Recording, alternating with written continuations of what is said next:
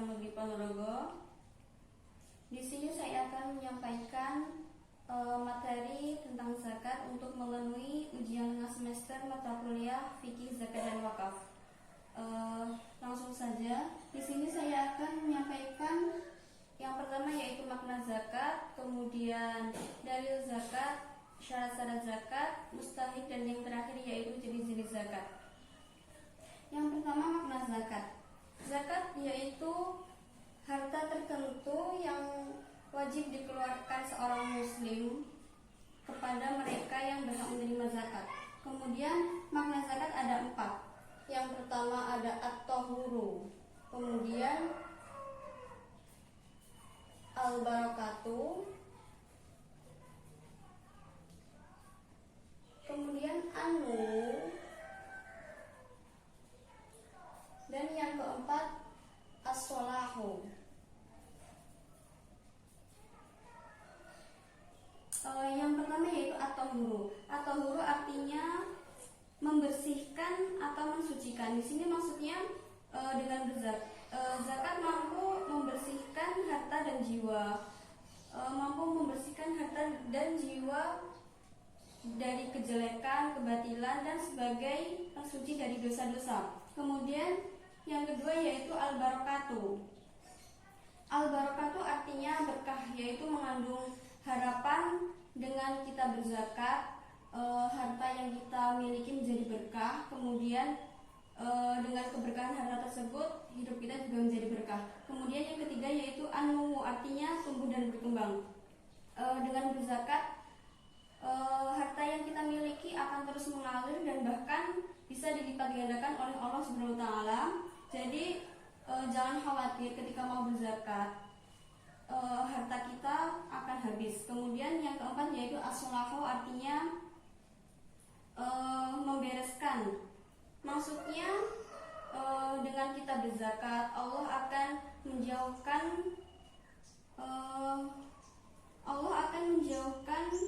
orang-orang yang senantiasa berzakat dari berbagai masalah. Kemudian selanjutnya yaitu tentang dalil zakat.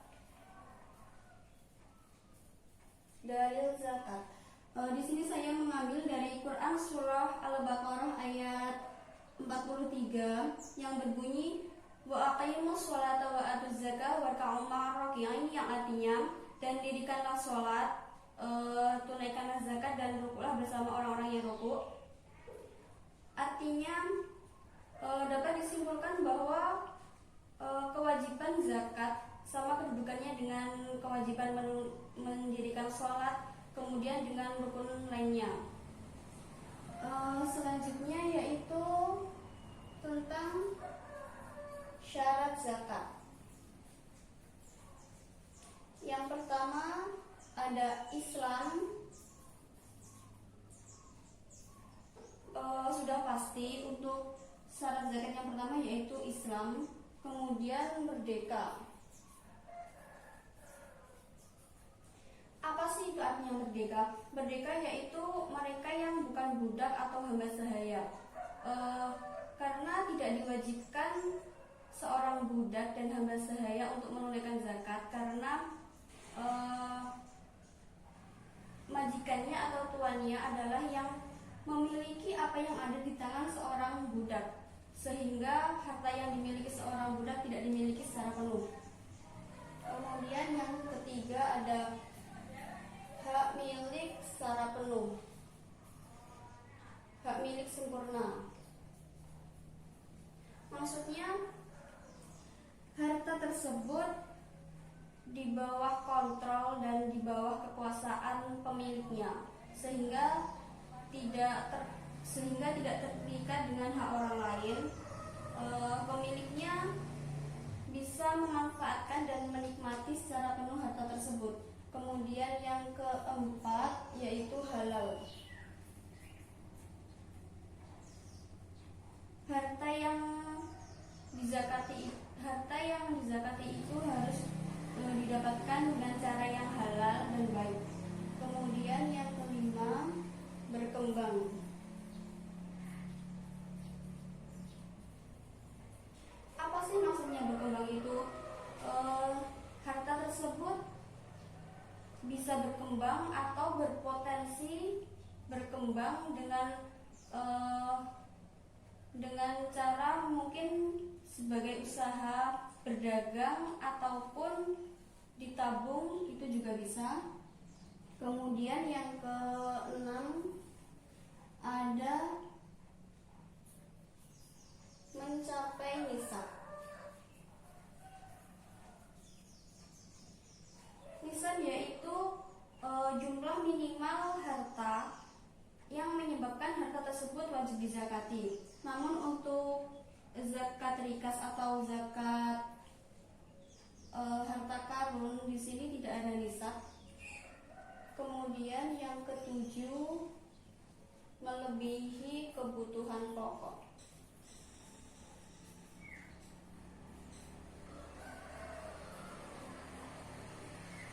Melebihi kebutuhan pokok di sini yaitu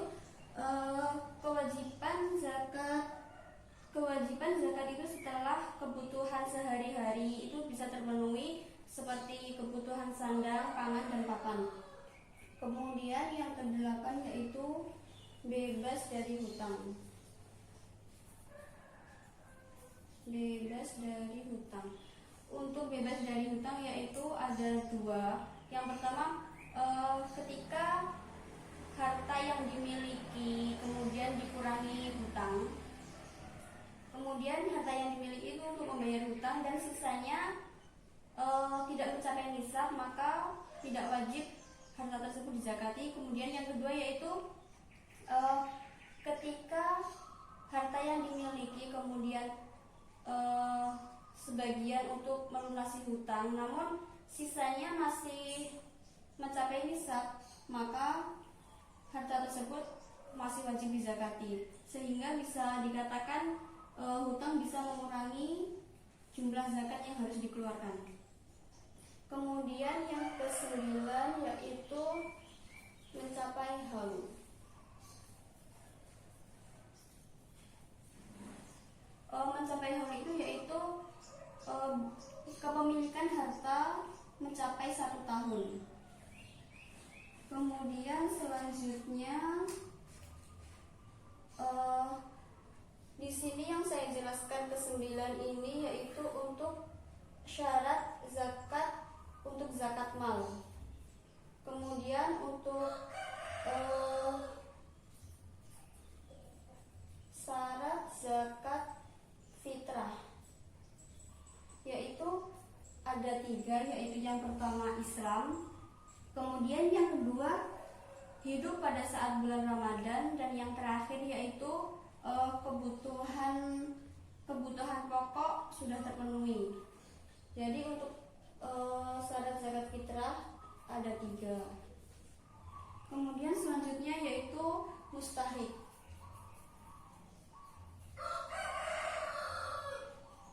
Apa sih itu mustahik? Mustahik yaitu orang-orang yang berhak menerima zakat. Di sini ketentuan yang berhak menerima zakat telah diatur dalam Quran surah At-Taubah ayat 60. At-Taubah ayat 60. Di antaranya yaitu ada fakir,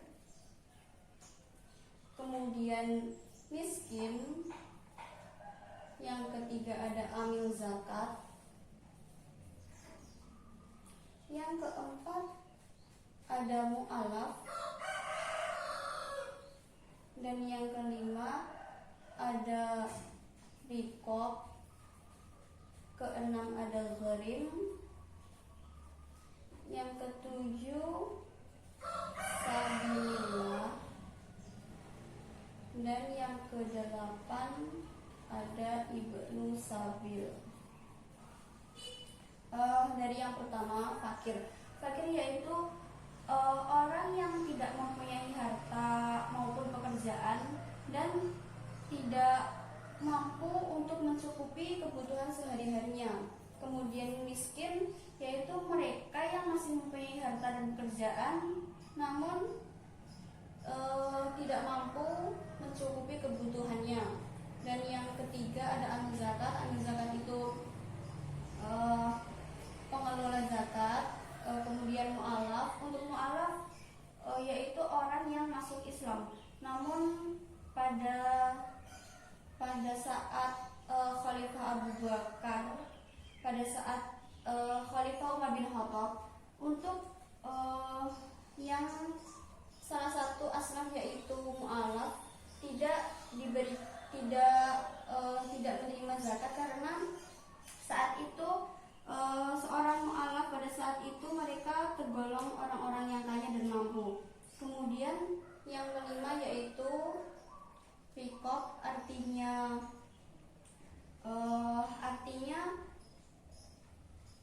budak atau hamba sahaya. Kemudian yang keenam gharim itu mereka yang terlilit hutang. Kemudian yang ketujuh yaitu sabilillah. Sabilillah merupakan orang yang berada di jalan Allah, biasanya mereka yang jihad ataupun berperang. Kemudian yang kedelapan ibnu sabil. Ibnu sabil itu mereka yang sedang dalam perjalanan namun bukan dalam perjalanan maksiat, dan saat itu mereka tidak mempunyai cukup kebutuhan untuk makan. Kemudian yang selanjutnya yaitu tentang jenis zakat. Jenis zakat yaitu yang pertama ada zakat emas. Zakat emas dan perak. Untuk zakat emas dan perak, di sini untuk nisab zakat emas yaitu 85 gram, kemudian untuk zakat perak yaitu 624 gram dengan kadar zakat 2,5 gram. Untuk kadar zakat yaitu 2,5% dari emas atau perak yang dimiliki. Kemudian yang kedua yaitu ada zakat pertanian.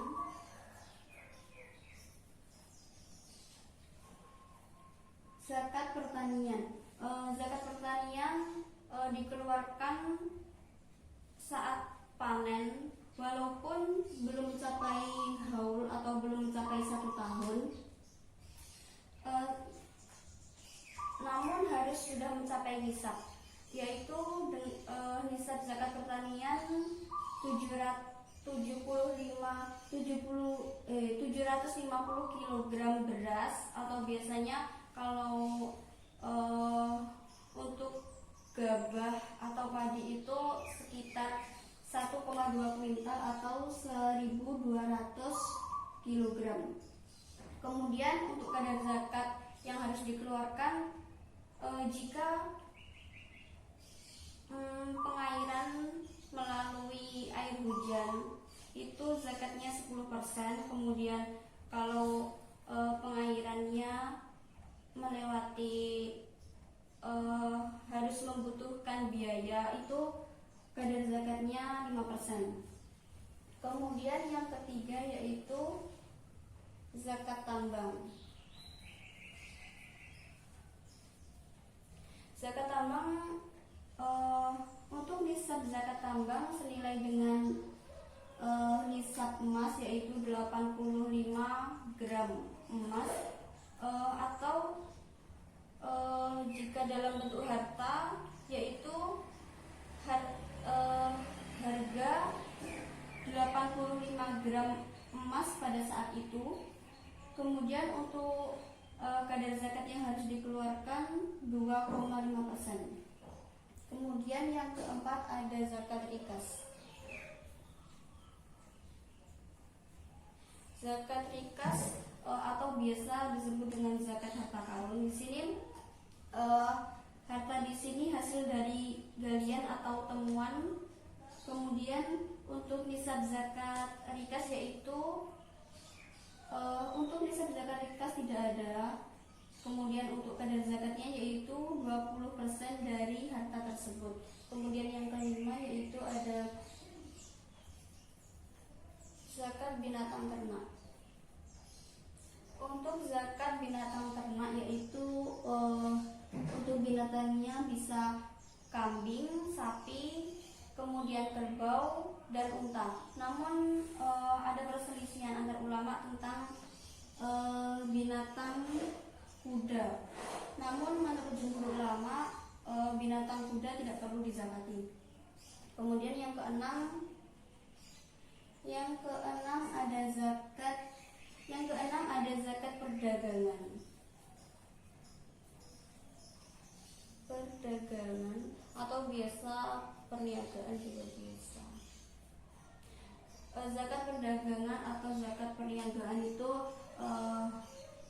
dengan nisab ya senilai dengan emas 85 gram. Kemudian kadar zakat yang harus dikeluarkan 2,5%.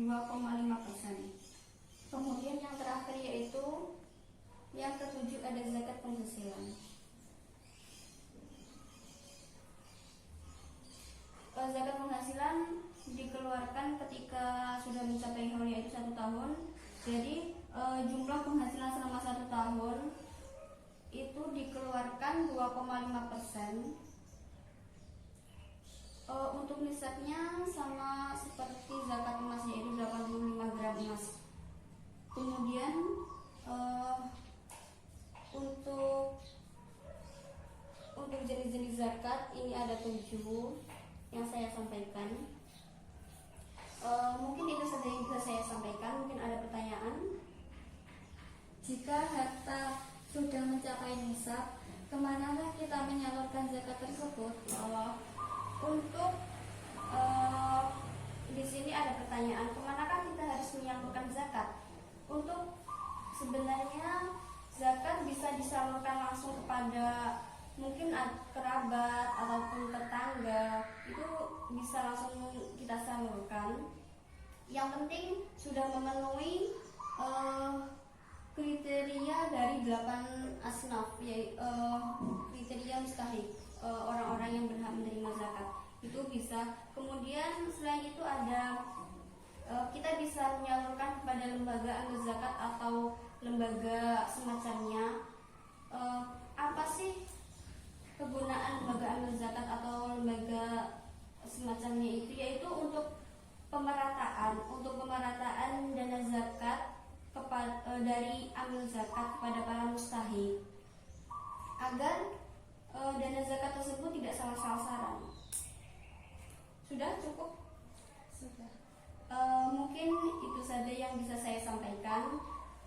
Ada kurang lebihnya mohon maaf. Wallahu muwaffiq ila aqwamit thoriq. Wassalamualaikum warahmatullahi wabarakatuh.